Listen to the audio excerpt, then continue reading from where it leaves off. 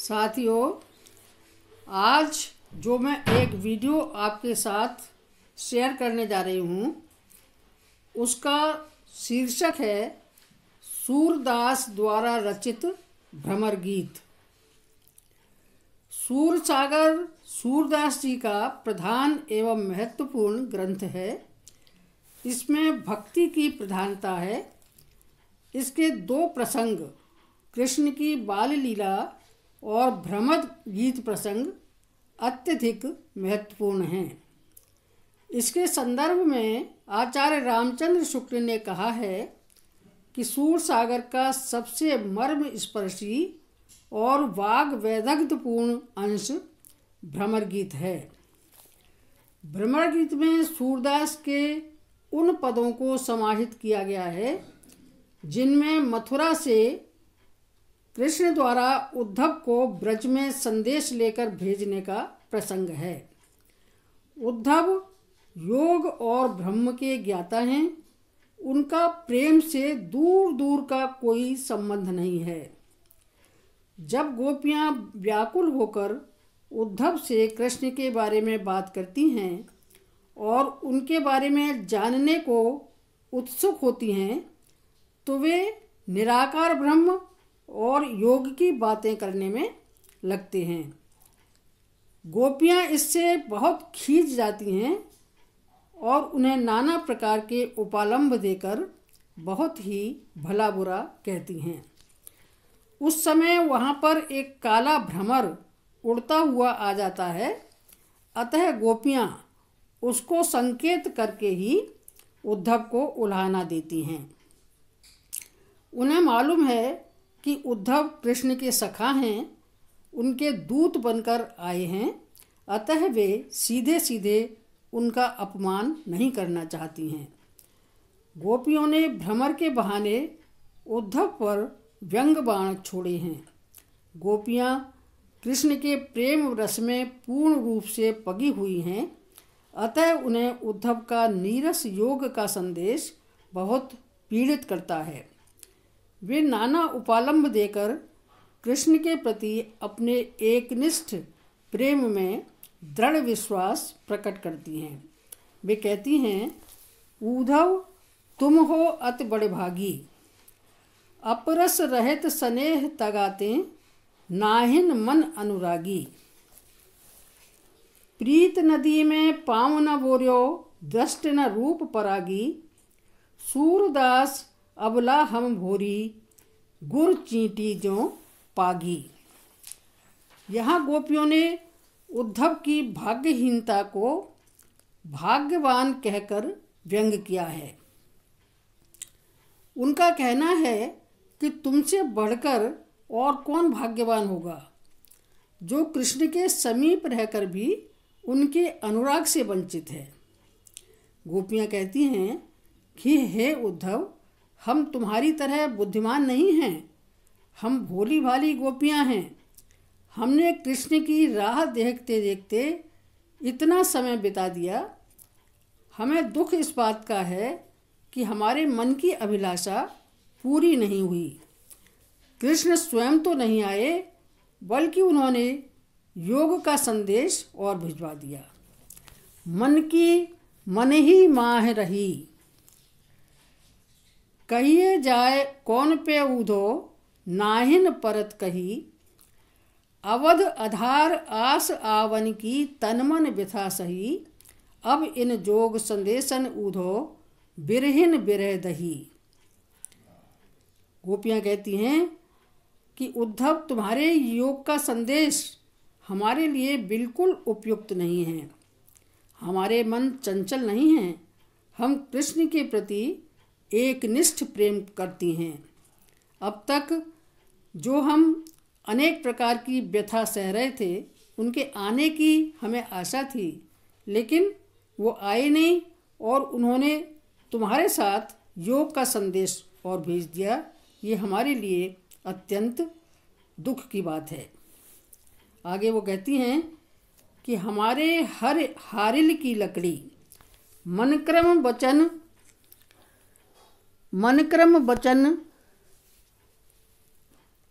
नंद नंदन और यह दृढ़ कर पकड़ी, जागत सोवत स्वप्न दिवस निस, कान कान जकरी, सुनत जोग लागत है ऐसो, ज्यों करुई ककरी। यानी हे कृष्ण, आपका प्रेम हमारे हृदय में हारिल पक्षी की तरह से, हारिल पक्षी के लकड़ी के समान गड़ा हुआ है, इसे निकाला नहीं जा सकता।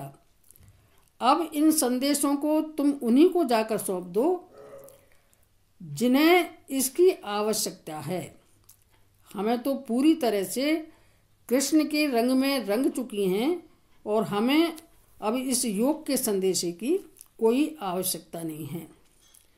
आगे गोपियाँ कहती हैं कि कृष्ण ने मथुरा पहुंचकर राजनीति भी पढ़ ली है, उनमें राजनीति के सारे गुण आ गए हैं। एक तो वे पहले से ही चतुर थे, अब अपनी बढ़ी हुई बुद्धि का प्रयोग करके हमें योग का संदेश भेजा है। हरि हैं राजनीत पढ़े आए, एक अत चतुर होते पहले ही, अब गुरु ग्रंथ पढ़ाए। राजधर्म तो यह सूर, जो प्रजा न जाए सताए।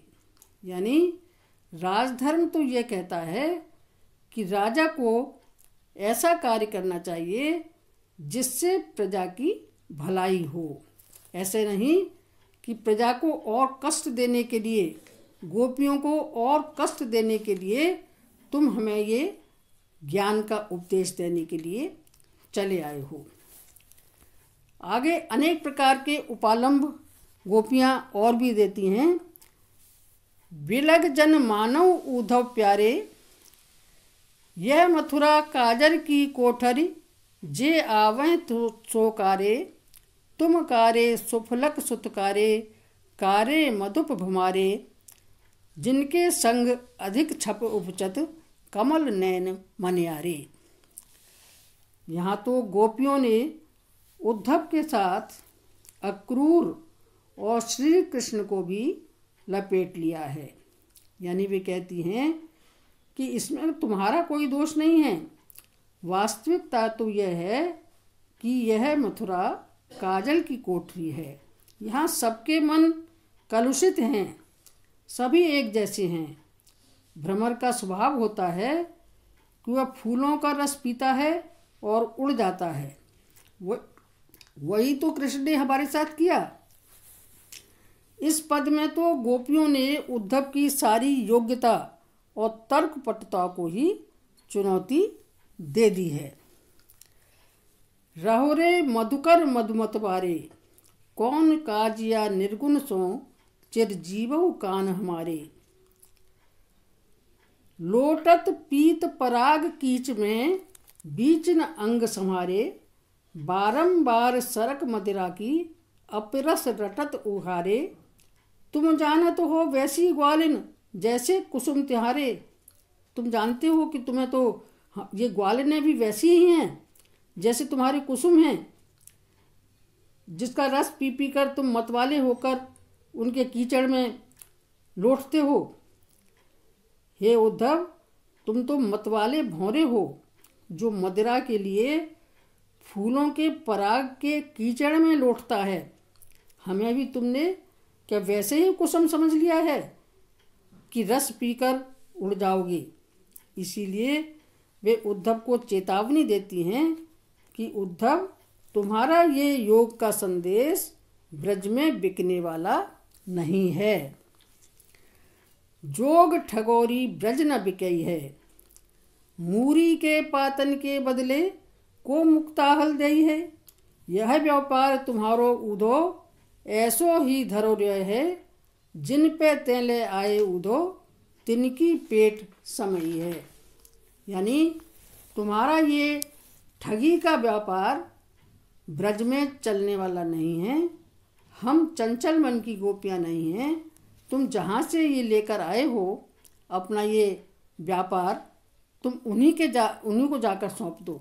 हमारे यहाँ इसकी आवश्यकता नहीं है। और वे खींच कर उद्धव को जाने के लिए कह देती हैं। उन्हें विश्वास हो जाता है कि कृष्ण ने उन्हें यहाँ नहीं भेजा है, बल्कि वे रास्ता भूलकर गलत स्थान पर आ गए हैं। इसीलिए वो कहती हैं कि उद्धव जाओ तुम्हें हम जाने, श्याम तुम्हें यहाँ नाय पठायो, तुम हो बीच भुलाने। अरे ब्रजवासिनी सो जोग कहत हो, बातों करत न जाने, बड़े लोग न विवेक तुम्हारे, ऐसे भये अयाने। सांच कहो तुमको अपनी सो, बूझत बात निदाने, सूर श्याम जब तुम्हें पठायो, तब न कहूँ मुस्काने। यानी गोपियाँ कृष्ण की सारी चतुराई से परिचित हैं, इसीलिए वे उद्धव को कसम दिलाकर पूछती हैं कि कृष्ण ने जब तुम्हें यहाँ भेजा था तो क्या वे थोड़ा सा मुस्कुराए थे। यानी उन्हें विश्वास हो जाता है कि अवश्य ही कृष्ण ने उद्धव के ज्ञान का घमंड तोड़ने के लिए हमारे पास भेजा है। उन्हें हमारी एक निष्ठता, प्रेम की एक निष्ठता से वो भली भांति परिचित हैं। उन्हें पूरा विश्वास है कि हम उनसे किस तरह से एक निष्ठ प्यार करते हैं। सभी गोपियाँ अपनी विवशता बताती हैं कि उद्धव, हम तुम्हारे ये योग के संदेशों को धारण करने में विवश हैं। क्या कर सकते हैं हम, क्योंकि हमारे पास तो एक ही मन है। ऊधो मन नाही 10-20, एक होतो सो गयो श्याम संग, को आराध्य ईश। यानी हमारे पास एक मन था, वह तो पहले ही श्याम अपने साथ ले गए। अब तुम्हारे इस निर्गुण ब्रह्म की आराधना हम किस प्रकार से करें।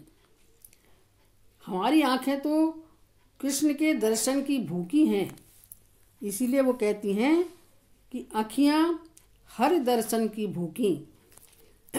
कैसे रहें रूप रस रांची, ये बतियां सुन सूखी, अवध गनत इकटक मग जोवत, तब एकती नहीं झूठी, अब इन जोग संदेशन उधो, अति अकुलानी दुखी। सूर सिकत हट नाव चलावो, ये सरता है सूखी। यानी वो कहती हैं, सूरदास कहते हैं कि गोपियाँ कहती हैं कि ये जो हमारे मन हैं ये तो सूखी हुई सरिताओं के समान हो गए हैं, इसमें तुम्हारे ज्ञान की नाव इन सूखी बालू मिट्टी में नहीं चल सकती और तुम्हें यहाँ से जाना पड़ेगा। वास्तव में भ्रमर गीत एक भाव प्रधान काव्य है। इसमें विप्रलंब श्रृंगार का मार्मिक चित्रण है। गोपियों की स्पष्टवादिता, वाक्पटुता, सहृदयता, व्यंग्यात्मकता सर्वथा सराहनीय है। उन्होंने अपनी इसी कला से उद्धव जैसे विद्वान व्यक्ति को मौन करा दिया। उद्धव के पास गोपियों के प्रश्नों का कोई उत्तर नहीं है। गोपियाँ उद्धव से प्रश्न करती हैं कि निर्गुण कौन देश को बासी, मधुकर हंस समझाए सौंध है, बूझत साँच न हासी। यानी हम तुम्हें सौंध देकर समझा रहे हैं, पूछ रहे हैं बार बार कि वास्तव में ये निर्गुण है कौन, कहाँ का रहने वाला है, कौन सा इसका देश है, कौन इसके माता पिता हैं, हमें इसके बारे में कोई ज्ञान नहीं है। नहीं तो पावे गो पुन कियो आपनो, जोर करे गो गांसी, सुनत मौन है रहो ठग्यो सो, सूर सबे मत नासी। गोपियों के प्रश्नों के उद्धव को निरुत्तर कर दिया है। वे उनके सामने ठगे से खड़े रह गए। उनकी सारी चतुराई रखी की रखी रह गई। इस प्रकार सूरदास ने गोपियों के द्वारा आदर्श सगुण प्रेम की पराकाष्ठा की अभिव्यक्ति की है। सूरदास ने जीवन की जो रमणीयता सामने रखी है उससे मन मयूर नाच उठता है। हिंदी साहित्य में श्रृंगार रस का रस राजत्व यदि किसी कवि ने पूर्ण रूप से दिखाया है तो वह सूरदास हैं। भ्रमर गीत के माध्यम से सूरदास ने एक ऐसी अनूठी वस्तु दी है जिसकी अविच्छिन्न परंपरा आज तक चली आ रही है। धन्यवाद। तो साथियों, ये था हमारा आज का प्रसंग, भ्रमर गीत प्रसंग, जिसमें सूरदास ने गोपियों के माध्यम से सगुण प्रेम की धारा को जीवित किया है। यदि ये वीडियो आपको पसंद आया है तो इसे लाइक और शेयर अवश्य करें तथा मेरे चैनल को सब्सक्राइब करना न भूलें। धन्यवाद।